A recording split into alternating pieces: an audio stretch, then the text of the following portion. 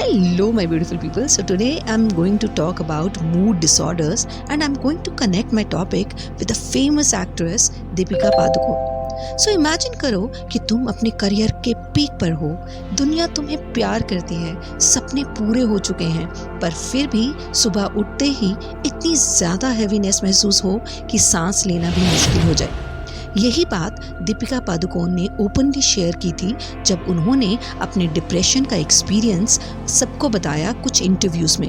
उनकी कहानी ने दुनिया को ये समझाया कि मेंटल इलनेस का फेम, सक्सेस या स्ट्रेंथ से कोई लेना देना नहीं होता, ये किसी को भी हो सकता है। उनकी स्टोरी हमें ये भी याद दिलाती है कि डिप्रेशन सिर्फ सैड फील करना नहीं होता, बल्कि एक बड़े ग्रुप का हिस्सा होता है जिसे मूड डिसऑर्डर्स कहते हैं। मूड डिसऑर्डर्स इंसान के इमोशनल स्टेट को इतना इफेक्ट कर देता है कि उसकी डेली फंक्शनिंग डिस्टर्ब हो जाती हैं और उसे हम डिसऑर्डर्स बोलते हैं। सिम्टम्स तो सभी में होते हैं और हमें लगता है कि हम डिप्रेशन में हैं, बट डिप्रेशन एक बहुत बड़ी कैटेगरी है।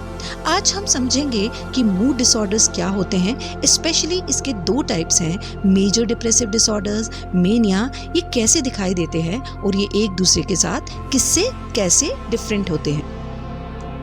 अभी हम डिस्कस करेंगे कि मूड डिसऑर्डर्स क्या होते हैं। मूड डिसऑर्डर्स ऐसे साइकोलॉजिकल कंडीशंस हैं जहां इंसान का मूड लंबे समय तक डिस्टर्ब रहता है।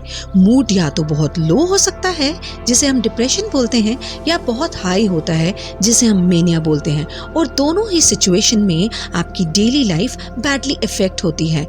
मोटा मोटा अगर हम देखें तो मूड डिसऑर्डर्स मेनली दो टाइप के हैं, मेजर डिप्रेसिव डिसऑर्डर्स और मेनिया।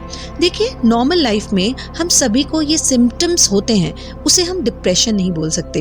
लाइक आपकी लाइफ में जब भी कुछ होता है तो आप बोलते हो कि हम बहुत ज़्यादा डिप्रेशन में हैं, और वो 2-3 दिन के बाद ठीक हो जाता है, बट वो डिप्रेशन नहीं है, वो जस्ट स्लाइट डिस्ट्रेस सिचुएशंस हैं या तो सिम्टम्स हैं डिप्रेशन के।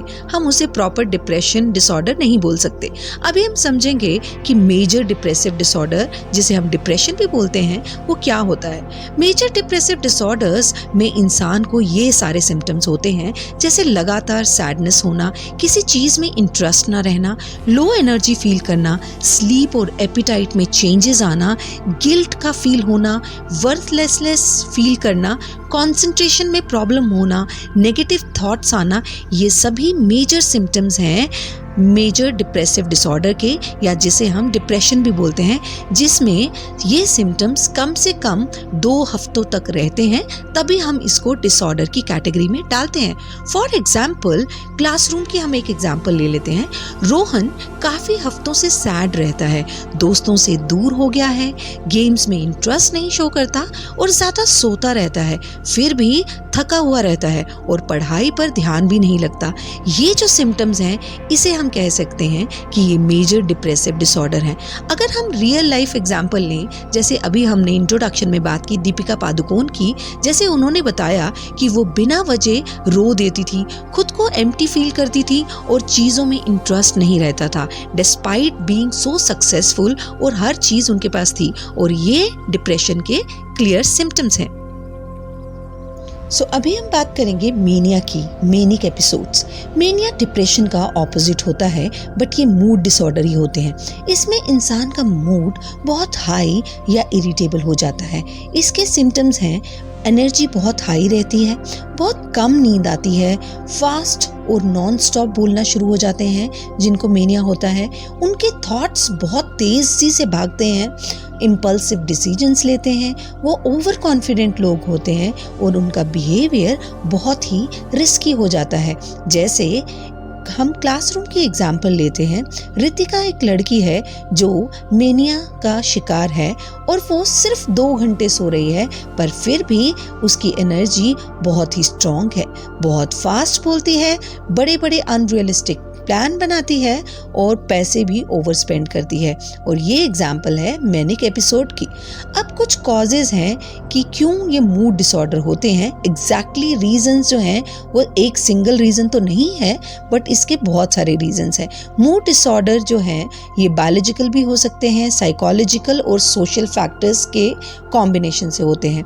For example, biological causes mood disorder में हो सकते हैं, जैसे कि फैमिली हिस्ट्री की वजह से से, कोई ब्रेन केमिकल्स का इम्बैलेंस हो जाता है, हार्मोनल चेंजेस आने से भी आपको मूड डिसऑर्डर्स हो सकते हैं, और ब्रेन फंक्शनिंग डिफरेंस से भी मैनिक या डिप्रेशन हो सकता है।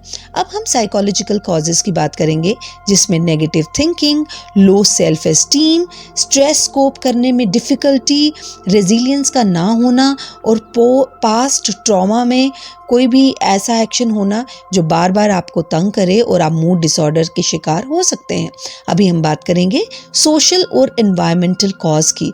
अब सोशल और एनवायरमेंटल कॉज में जैसे बहुत लंबे टाइम से आप स्ट्रेस में हो, रिलेशनशिप कॉन्फ्लिक्ट्स हैं, लॉस ऑफ लव्ड वंस हैं, आप अकेले रह रहे हो, एनवायरमेंटल थ्रेट्स हैं जैसे कोविड आ गया था, या मेजर लाइफ चैलेंजेस हैं, या डिफरेंट चेंजेस आप में आ रहे हैं, वो सभी सोशल या एनवायरमेंटल कॉजेज़ हो सकते हैं डिप्रेशन या मेनिया के लिए।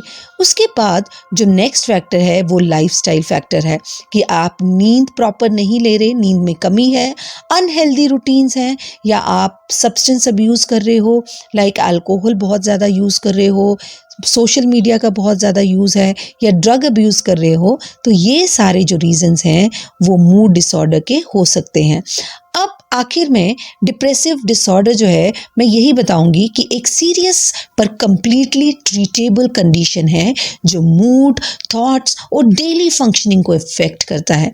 अवेयरनेस, अर्ली साइंस को पहचानने और टाइमली सपोर्ट के साथ रिकवरी फुली पॉसिबल है। डिप्रेशन को प्रिवेंट करने के लिए हेल्दी लाइफस्टाइल मेंटेन करना ज़रूरी है, स्ट्रेस मैनेज करना भी ज़रूरी है, सपोर्टिव लोगों से कनेक्टेड रहिए, हार्मफुल सब्सटेंसेस से दूर रहिए, और सिम्टम्स शुरू होते ही आप किसी प्रोफेशनल की हेल्प ले सकते हैं ताकि आप डिप्रेशन में ना जाएं या मैनिक एपिसोड्स आपको ना हों। आई होप आपको ये टॉपिक अच्छा लगा होगा। नेक्स्ट टॉपिक हम बाइपोलर डिसऑर्डर की बात करेंगे। अगर आपको ये टॉपिक पसंद आया है तो आप मेरे चैनल को सब्सक्राइब कर सकते हैं, लाइक भी कर सकते हैं, और आप अपना प्रेशियस फीडबैक भी दे सकते हैं। Thank you and have a nice day.